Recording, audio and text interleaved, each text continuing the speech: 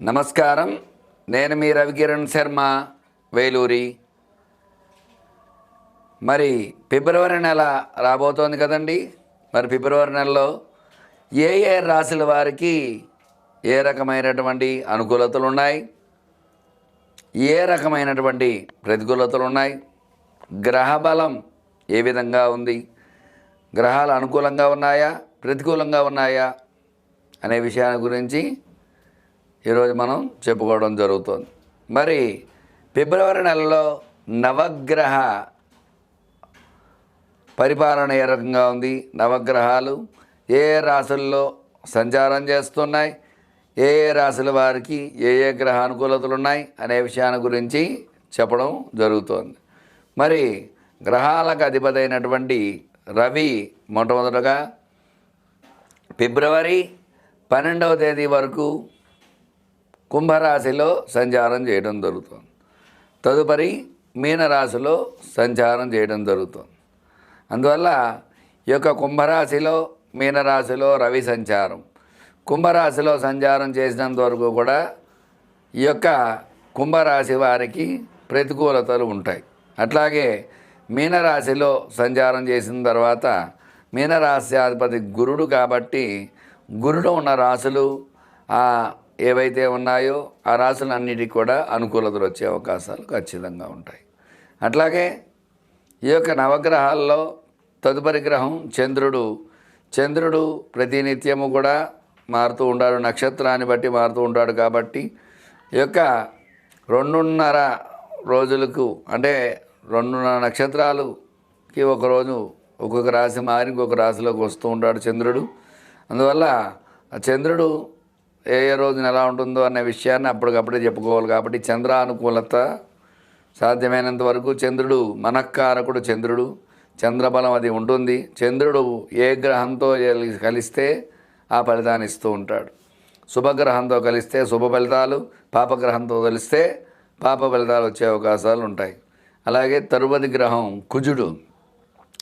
ఈ యొక్క కుజుడు ఫిబ్రవరి 24వ తేదీ వరకు కూడా మిథున రాశిలో సంచారం చేస్తున్నారు. తదుపరి కర్కాటక రాశిలో సంచారం చేయడం జరుగుతుంది.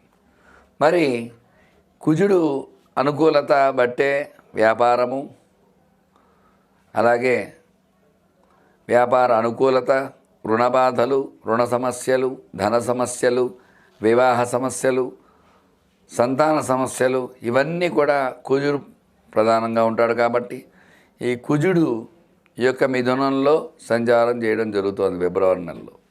మిథున రాశ్యాధిపతి బుధుడు కాబట్టి ఈ యొక్క కుజ అనుకూలత ఉన్న రాశులను బట్టి ఆ రాశి బలాన్ని బట్టి ఖచ్చితంగా మనకు తెలియటం జరుగుతుంది.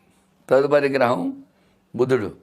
బుద్ధి కర్మానుసారిణి, మన బుద్ధిని బట్టి మన కర్మ అనేది జరుగుతూ ఉంటుంది. కాబట్టి ఈ యొక్క బుధుడు 13 వరకు కుంభంలో తదుపరి మీనంలో ప్రవేశిస్తున్నాడు. మరి కుంభంలో ప్రవేశించినప్పుడు శనికి బుధుడు శత్రువు అయితే కాదు, మిత్రుడే. కాబట్టి ఆ యొక్క బుధ సంచారం శని క్షేత్రంలో సంచారం చేసినప్పటికి కూడా బుధ సంచారం అనుకూలంగా ఉంటుంది. అలాగే తదుపరి మీనంలో అనుకూలంగా ఉంటుంది. ఎందుకంటే గురుడికి కూడా బుధుడు సముడే తప్ప శత్రువు అయితే కాదు. అందువల్ల ఈ యొక్క బుధ అనుకూలత అనేది ఈ నెలలో ఉంటుందన్నమాట అన్ని రాశుల వారికి. తదుపరి గురుడు ఆ బృహస్పతి సంచారం వృషభంలో సంచారం చేయడం జరుగుతుంది. మరి వృషభ రాశ్యాధిపతి శుక్రుడు, అంటే శుక్రక్షేత్రంలో గురు సంచారం చేయడం జరుగుతుంది. ఈ గురు సంచారం చేయడం వల్ల గురు అనుకూలత అనేది ఖచ్చితంగా ఏర్పడటం జరుగుతుంది. ఎందుకంటే ఫైనాన్స్గా చూసుకున్నట్లయితే శుక్రుడు అధిపతి, మరి విద్య, ఉద్యోగం ఇట్లాంటి వాటికి చూసుకున్నట్టు గురుడు అధిపతి. అటువంటి గురుడు శుక్రక్షేత్రంలో పడటం వల్ల అటు ఉద్యోగము మరియు ఈ యొక్క విశేషమైనటువంటి ధనం ఈ రెండు కూడా గురు బలం వల్ల వస్తూ ఉంటాయి. మరి తదుపరి శుక్రుడు మీనంలో సంచారం చేయడం జరుగుతుంది. మరి మీనరాశ్యాధిపతి గురుడు, మరి అదే మీనంలో రాహు సంచారం చేయడం జరుగుతుంది. అంటే శుక్ర రాహువుల కలయిక వల్ల కొంచెం ఇబ్బందులు వస్తూ ఉంటాయి. దంపతుల్లో అన్యోన్యత లోపించడం అట్లాంటివి చిన్న చిన్న సమస్యలు అవి కొన్ని రాశుల వారికి వచ్చే అవకాశాలు ఉన్నాయి. మరి తదుపరి శని సంచారం, శని కుంభంలో సంచారం చేయడం జరుగుతుంది. కుంభరాశ్యాధిపతి శని కాబట్టి శని అనుకూలత ప్రతికూలతను బట్టి ఉంటుంది. శని వల్ల శని భగవానుడు ఆయన అనుగ్రహం ఇస్తే చక్కగా వివాహం జరుగుతుంది, చక్కటి ఉద్యోగం వస్తుంది, చక్కటి సంతానం కలుగుతుంది. చక్కటి అనుకూలతలన్నీ కూడా శని భగవానుడి వల్ల వస్తూ ఉంటాయి. మరి ఆయన ప్రతికూలిస్తే అనారోగ్యం వస్తుంది, వివాహం సరిగ్గా సెట్టు కాదు, డబ్బు ఎలా వస్తే అలా ఖర్చు అవుతూ ఉంటుంది. ఇట్లాంటి సమస్యలన్నీ శని భగవానుడు వస్తాయి. ఈయన కుంభంలో సంచారం చేస్తున్నారు ఈ నెలలో. తదుపరి రాహు సంచారం, రాహు మీనంలో సంచారం చేస్తున్నారు. రాహు భగవానుడు అంటే సర్పకారకుడు, రాహుకేతువులు. రాహు వల్ల చక్కటి అనుకూలతలు ఉన్నాయి, చక్కటి ప్రతికూలతలు ఉన్నాయి. రాహు వల్ల దృష్టి దోషాలు, నరదృష్టి, నరఘోష ఇలాంటివన్నీ వస్తూ ఉంటాయి. అట్లాగే రాహు దృష్టి దోషాలు అంటే కళ్ళకు సంబంధించి వ్యాధులు, అలాగే నరాలకు సంబంధించి వ్యాధులు ఇట్లాంటివన్నీ రాహు వల్ల వస్తూ ఉంటాయి. తర్వాత కేతువు జ్ఞానకారకుడు, కన్యలో సంచారం చేయడం జరుగుతుంది. ఈ కేతు సంచారం వల్ల కన్యామిథునయో బుధః అన్నారు. అంటే బుధుడు అధిపతి. బుధవారానికి అధిపతి ఎవరండి? విష్ణుమూర్తి, గణపతి, అయ్యప్ప స్వామి ఇట్లా విశేషంగా చాలామంది ఉన్నారు.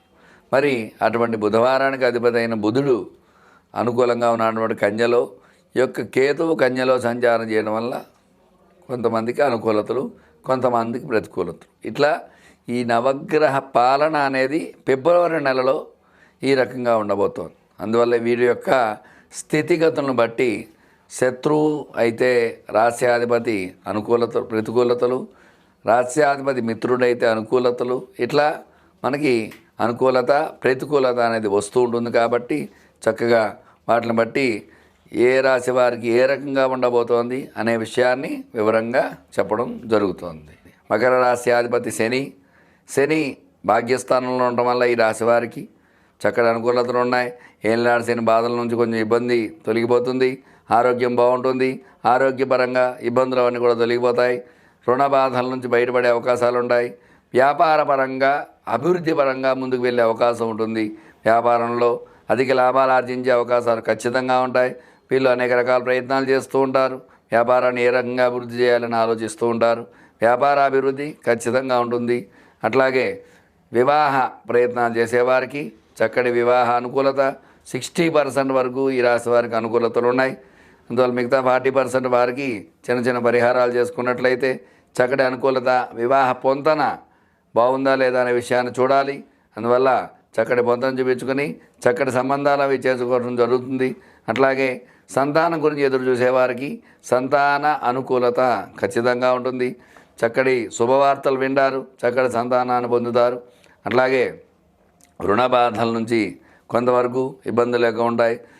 అలాగే స్టాక్స్లో పెట్టుబడి పెట్టేవారికి ఈ నెలలో కొంచెం స్టాక్స్ పెరిగే అవకాశాలు ఉన్నాయి.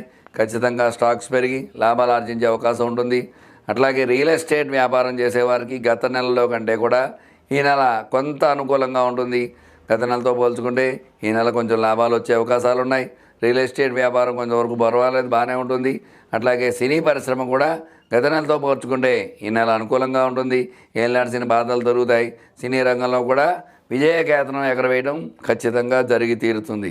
వ్యవసాయంగా చూసుకున్నట్లయితే వ్యవసాయ అనుకూలత ఉంటుంది, పంట దిగుబడి బాగుంటుంది. వ్యవసాయ అనుకూలత వల్ల రైతులకు కూడా అనుకూల యోగాలు వచ్చే అవకాశాలు ఉన్నాయి. అయితే ఆరోగ్యపరంగా చిన్న చిన్న సమస్యలు వస్తూ ఉంటాయి. కొంచెం జాగ్రత్త వహించుకుంటూ ఉండాలి వీళ్ళు. అలాగే మొత్తమే చూసుకున్నట్లయితే ఈ రాశి వారికి ఈర్ష్య, అసూయ, ద్వేషాలు ఎక్కువగా ఉంటాయి.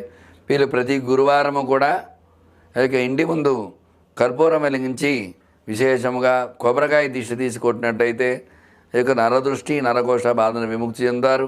అట్లాగే వీళ్ళు విశేషముగా ప్రతి అమావాస్యకి, పౌర్ణమికి కూష్మాండ బలి చేస్తే దృష్టి దోషాలు అవి నివారణ అవడం జరుగుతుంది. కూష్మాండాన్ని బగలగొట్టి పసుపు కుంకుమ వేసి బలిహరణ చేసినట్లయితే విశేష అనుకూల యోగాలు వచ్చే అవకాశాలు ఖచ్చితంగా ఉంటాయి. అలాగే వీళ్ళు విశేషముగా లక్ష్మీ నృసింహ కవచాన్ని పారాయణ చేయటం తద్వారా అనుకూలతలు వచ్చే అవకాశాలు వీళ్ళకి ఉంటాయి. చూశారు కదండి, ఈ యొక్క మకర రాశి వారికి ఫిబ్రవరి నెలలో ఎలాంటి అనుకూలతలు ఉన్నాయి, ఎలాంటి ప్రతికూలతలు ఉన్నాయి విషయాన్ని వివరంగా చెప్పడం జరుగుతోంది. మీకు ఎలాంటి ధర్మ సందేహాలున్నా స్క్రీన్పై నా నెంబర్ రోల్ అవుతూ ఉంటుంది. మీరు నన్ను సంప్రదించినట్లయితే సమస్య నీది, పరిష్కారం నాది. ఖచ్చితంగా ప్రతిదానికి శతకోటి దరిద్రాలకి అనంతకోటి ఉపాయాలు అన్నట్టుగా ప్రతిదానికి పరిష్కారం ఖచ్చితంగా ఉంటుంది, మీకు చెప్పడం జరుగుతుంది. మీరు రవికిరణ్ శర్మ, వేలూరి. నమస్కారం.